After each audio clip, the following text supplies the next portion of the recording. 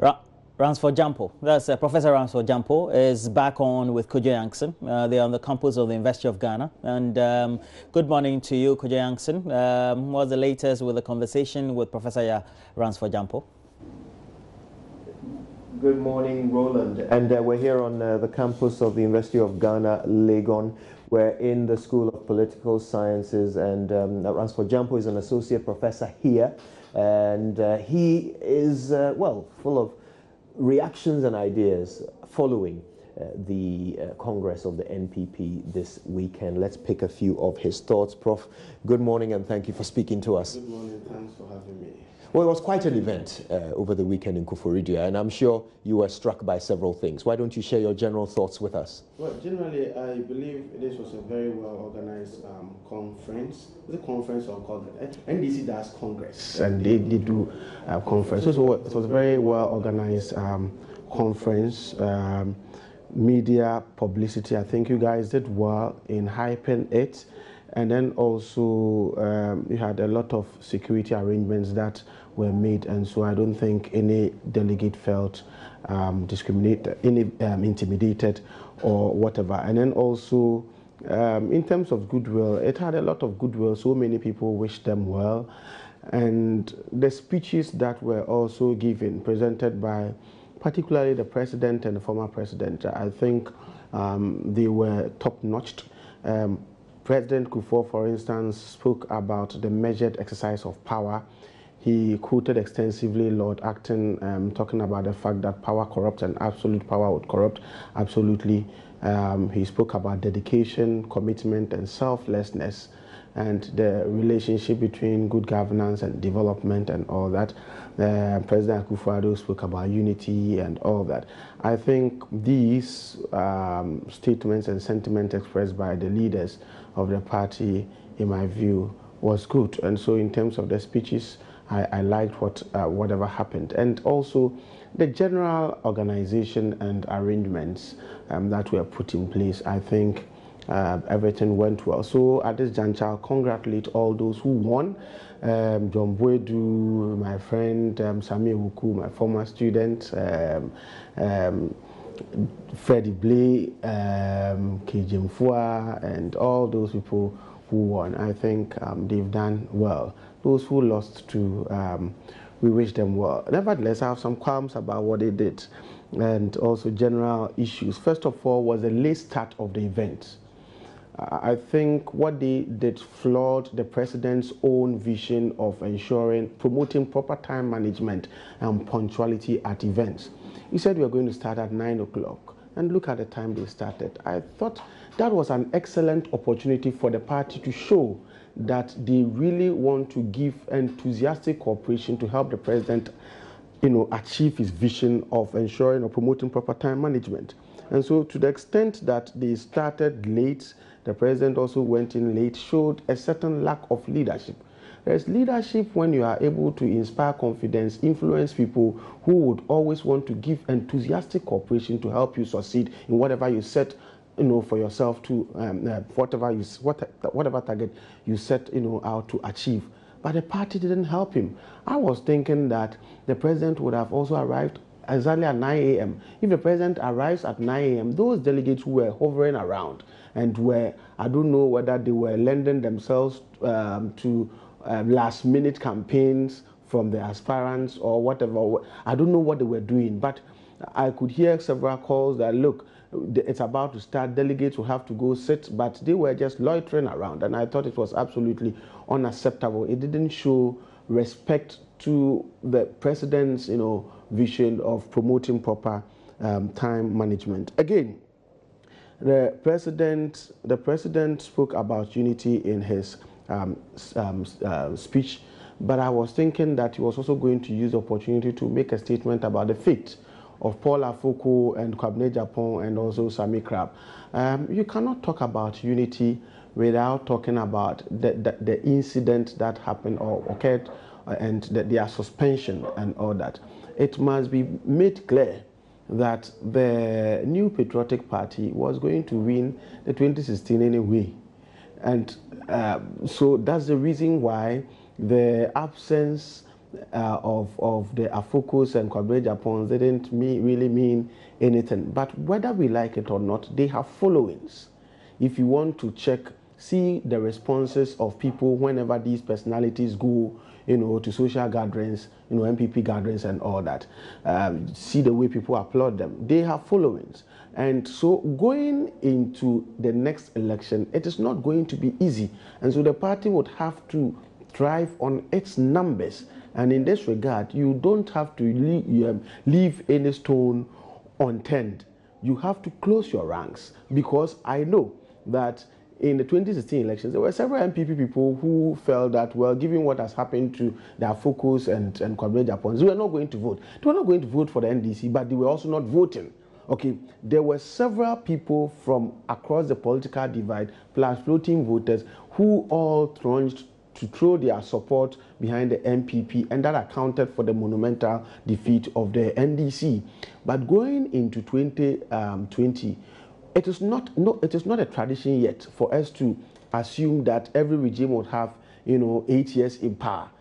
A tradition occurs when a phenomenon has occurred for a minimum of 30, 40, 50 years. That is when you say it's a tradition. And so anything can happen. So I'm urging them that now that they've elected new executives, they should rethink the suspension of these people, and if possible, reinstate them so that they can also win their own support base on board the NPP support.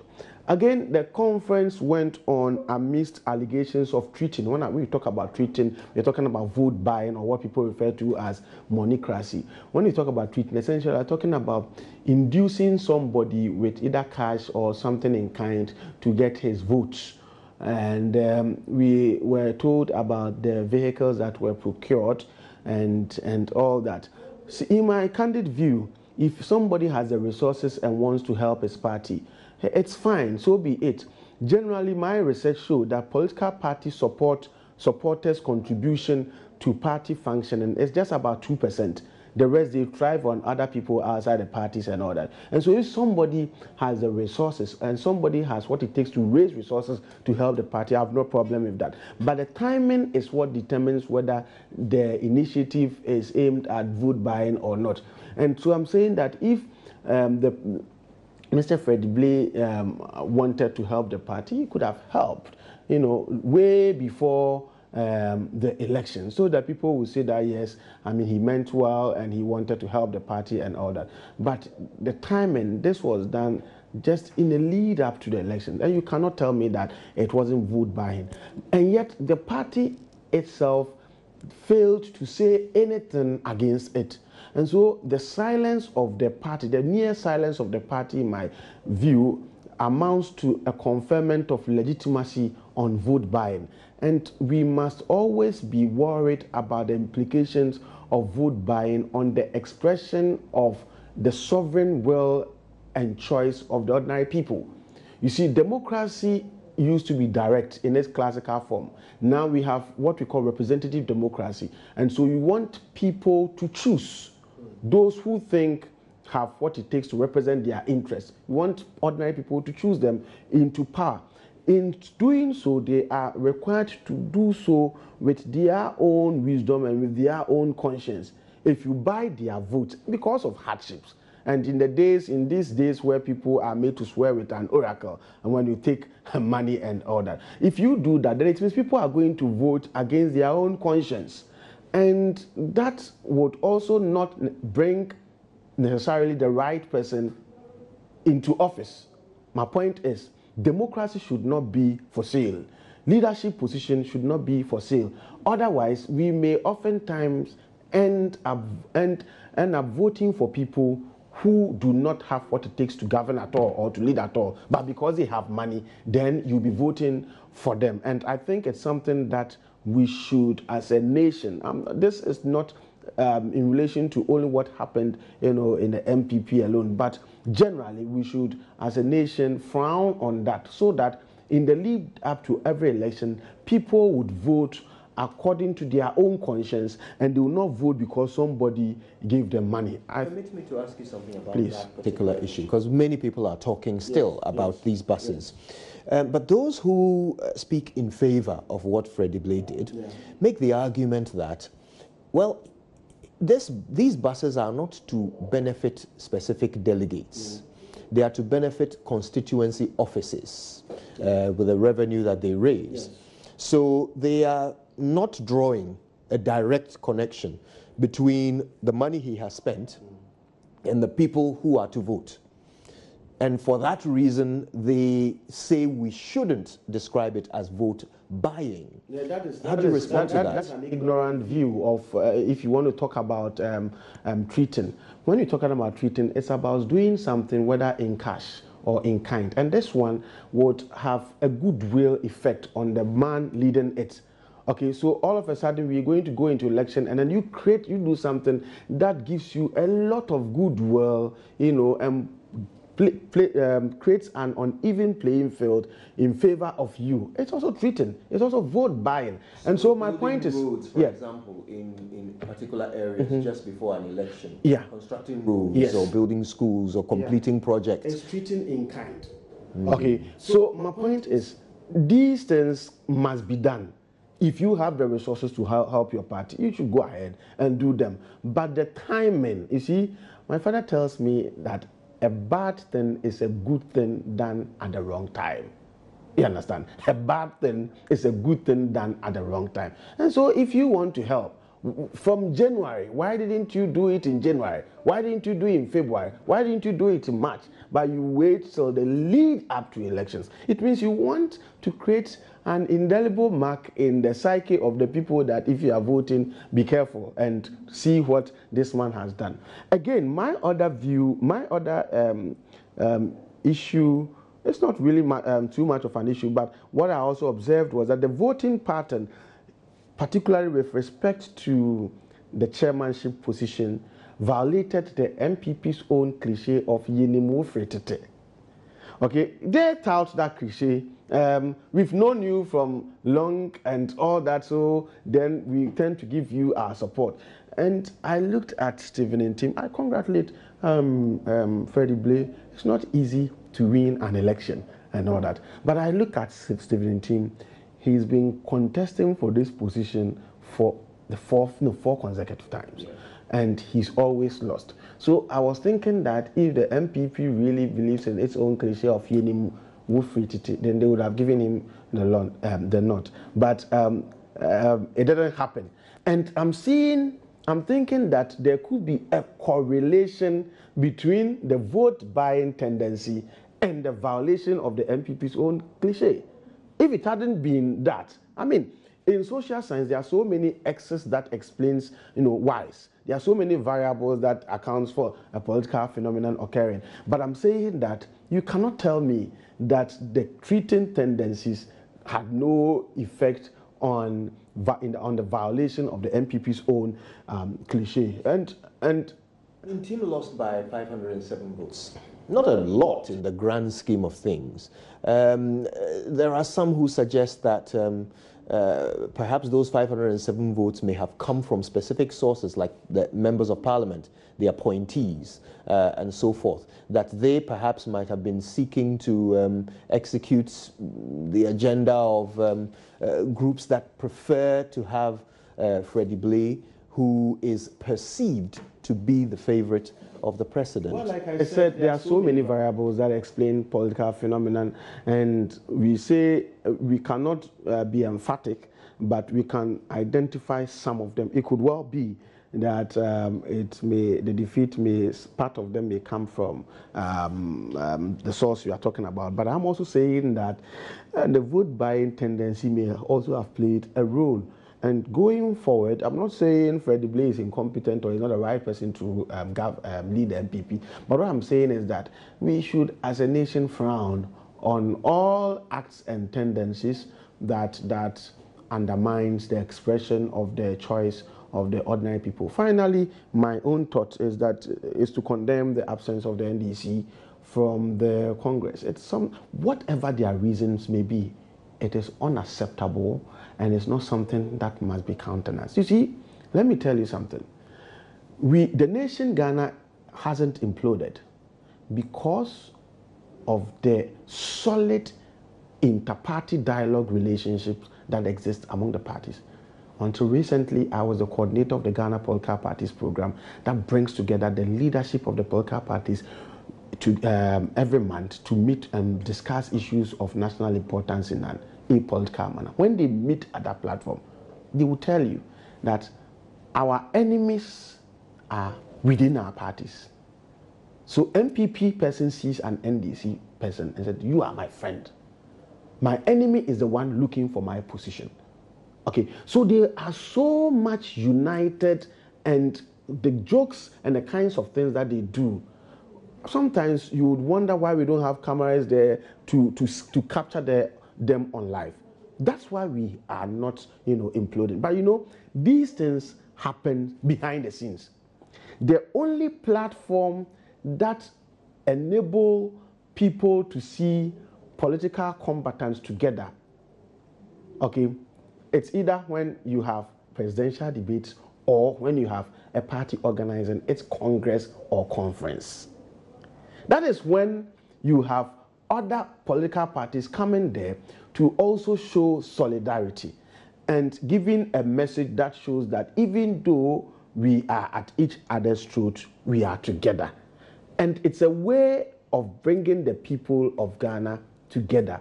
It's a way of cushioning us, giving us the shocks that cushions us against democratic relapse. It cushions us against conflict and all that. So NPP people are organizing their event, and an NDC person goes there to give a solidarity message.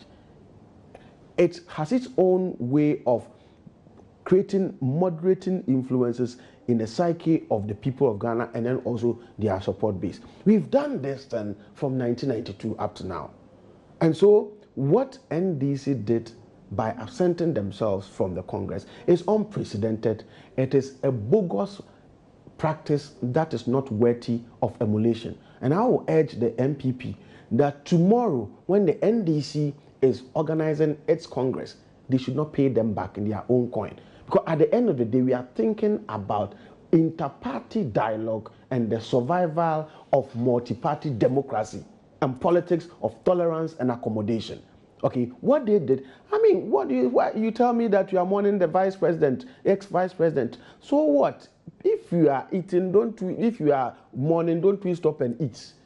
And so, wouldn't it would have been nice to have NDC people in their black attire coming there, and the one going to read their message will get up and say, well, before I present my solidarity message, let us all observe 1 minute silence in honor or to the memory of our departed former vice, president. And that would have rallied everybody behind you as you mourn. And so I don't see their reasoning to be acceptable at all. And like I said, it's a bogus practice that nobody should emulate. Let's talk about some of the specific events that occurred there. You've already mentioned the former President Kufuor's speech, where he said power can be tricky, power can trick you. Also, the representative of the Conservative Party in the UK, who was there to give his message, identified in his view a certain opulence when it came to the posters, the money spent on posters and so forth, and said that the NPP should be taking the opportunity to actually use money, if they have it, to do things that will connect with the people. Yeah. Your thoughts on that? The brazen display of opulence in an attempt to buy votes and in an attempt to campaign is something that also show that as a nation, not even with only the aspirants alone, but as a nation, we have a misplaced priority. And so I was not surprised when the one who came from abroad noticed it, and God also penciled it down, that it seems to me that we don't know what to use our monies for. People are on the streets, people are so poor, and all that if we have resources, we have to use it in a manner that benefits them. But what they did and what other political parties do in a lead-up to election increases the cost of elections. And anytime the cost of election goes up, it becomes a recipe for more corruption. Okay, or people have to go and borrow money and then use it to fight election. After winning, they have to pay back. Okay, where are they going to get the money to pay? It means they must dip their hands in the coffers of the state or wherever they find the money that belongs to all of us to use to pay. And then if you pay the person who gave you the money, sometimes it's not only paying back, but also giving contracts. When contracts are awarded, because it is shrouded in partisanship, the contractors would also do shoddy work, and nobody holds them in check and all that. And so, in my view, we should be able as a nation to develop, and if we have a strong EC, the EC now, I don't know how to describe them, but we should have an election management body that develops a strong campaign guidelines that works against or checks the increased spending of resources in the lead up to elections. The EC have the authority to do that for a political party? I mean, I get the point for national elections, yes. Yeah. But for a political party, but for no, there should be, you see, let me tell you, I went to observe student election in South Africa, and they had a ceiling of money beyond which you cannot spend in the lead up to the election. And all that. The EC, their own it's something that, you know, Ghana, for instance, we are talking about public fund of political parties, okay, and one of the, I know a bill has been drafted, long ago and all that, and one of the requirements in the bill is that you have to set, there's a ceiling beyond which you cannot spend. If political parties are supposed to be internally democratic, as we all subscribe to the tenets of democracy, then if we have that bill as a national bill, political parties would have to, comply with the dictates of that bill, so that we set a ceiling of money beyond which you cannot spend in your campaign. Otherwise, what we are seeking to do is by allowing and encouraging the spending of monies in the lead up to elections is that we are encouraging corruption. So is it the overt spending that we're criticizing, or spending generally? Because I know that the Conservative Party, as with other parties in the UK, when they have members of parliament or people campaigning for positions in party or in parliament, they spend money on things you don't see, like image consultants.